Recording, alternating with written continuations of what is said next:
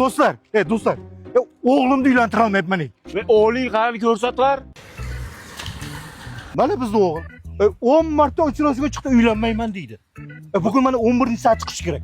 Şu oğlingmisini? Ha? Ve men qara mujik. Otayni bugundan boshqa qiynaydigan bo'lsa, na sudiraveradi. Sudrama. Menga qara, basharang buzib o'ldirib beraman. O'ldirma. Dadajon, nima qilay? Qizlardan uyalaman.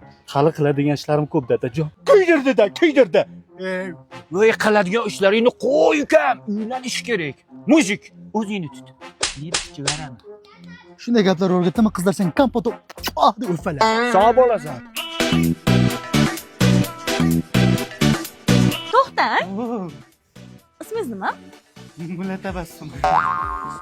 Nima ish qilasiz? Ofisda ishlayman. Nimalarni yoqtirasiz? Gullarni yoqtiraman, shirinliklarni yoqtiraman. O'l, og'zingga sening borgi.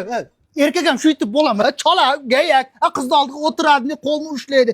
Go'zalim, men sizni sevaman. Shunday sevaman, yuraklarimni sizga sovg'a qilib beraman. Desang, bu senga bo'lgan muhabbat oshadi-ku. O'tir, teltu. Rostayam yo'lchang ekansiz, a? O'zi uylanasizmi menga? Bilmasam. Ha o'l. Hay mulla tabassum. Men senga sudiraveraman dedimmi? Endi na sudiraveraman. Uylanasan. Ketdimmi? Bitta parusni yeylik. Gul deganda yurib gazini qo'shmaysanmi mulla kulgi voy? Bo'ldi. Siz kimsiz ham aka? Men mash qizni dadasiman. Bunga sen uylanmasang it uylanma. Uylanasizmi yo'qmi?